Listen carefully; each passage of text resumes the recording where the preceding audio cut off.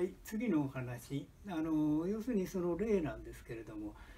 今の話は単に簡単に調律できますよというお話でしたね。はい、これ昨日のことです。昨日のことです。私のところへお子さんたちのケアをしている患者さんがお見えになった。患者さんって私の患者さんだから患者さんという言葉を使ったんですけどね、ご立派な方ですよ。音楽の先生です。でもお困りのお子さんたちのケアをしているという、ね、仕事もなさってられるんですね。それで私にご質問なさった、ね、福田先生ね、障害のある子ども、例えば今そのお話はこういうことですね。知的障害のある子どもに対して福田先生はどうやって調律するんですかっていうお話ですね。もう得意中の得意ですよ。私いつもやってるから。で当然ですけど、障害のあるお子さん、私はまず見なくていい、見ないんだけれども、お母さんにこういう話をしてくださいねという、障害のあるお子さんを含めてお体に具合の悪い方々の中で、特に精神的な具合悪い方はですね、自分では一般的に健康法をやらないんです。ですから小さいお子さんでしたらお母さんが代わりに健康法をやる、要するに調律するということですね。で私の話、ね、はこうなるんですね。で人間って一人一人みんな素晴らしい存在、例えば知的障害があるという、ね、素晴らしい魂なんだけれども、そういう体験をしたい魂がいるわけですよ。そしたら知的障害のある肉体を持って、そのご家庭に生まれてくる選択をして、たった今その素晴らしい存在が知的障害があるという体験をされてるだけです。ですからお母さんはこの子を何とかして治しましょうとする必要がない。ただ言えるのは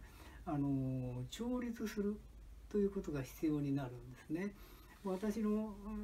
治療の中ですごくこう多用してるのがね、調律というやり方なんですけども、例えばこういうことがありましたね。電車に乗ってたんです。私遊園地のそばに日曜日に電車に乗ってましたらね、遊園地行くんで学齢期以下の子供がね、兄弟男の子ですね、ここでこうバタバタと騒いでましたね。弟の方は電車の手すりに乗っかって手すりの上に登っちゃって言いましたね。そういった時にお母さんはね、多分子供にね、一般的には「ほら静かにしてらっしゃいよ」って言って、静かにしてないと遊園地に連れて行けませんよとかって子供をこう叱るということをやりますね。やっちゃいけないって言ってるんじゃない。でもそのお母さんここに顔があるんですけどね、もうね、子供たちにこんなこと言いましたね。なんとかちゃんって言うんですね。お兄ちゃんの方ここにいますからね。この前遊園地行った時に何に乗ったっけって言うんで、お兄ちゃんね、何に乗ったって、面白かった面白かったよって、今日何に乗りたいって言うと、何に乗りたいとこうやるわけですよね。手すりに登ってる弟をそれ見てね、ヒュッと降りてきて、ちょっと座ってね、今日何に乗りたいってこう言っていましたね。で、そのお母さんの目を見てるとね、私ね、本当にこんなお母さんに育てていただきたいと思いましたね。普通のお母さんはもう怖い顔してね、怖い目を三角にしてね、こうしちゃいけない、ああしちゃいけない、こうしなさい、ああしなさいって言って否定的な言葉を言うでしょ。これが私はそのお母さんがそうじゃない、これ広がりを見るっていうわけですね。子どもたちの喜びそうなことをこう言ってくれて、子どもたちのこれからの体験を、これが広がりです。体験について子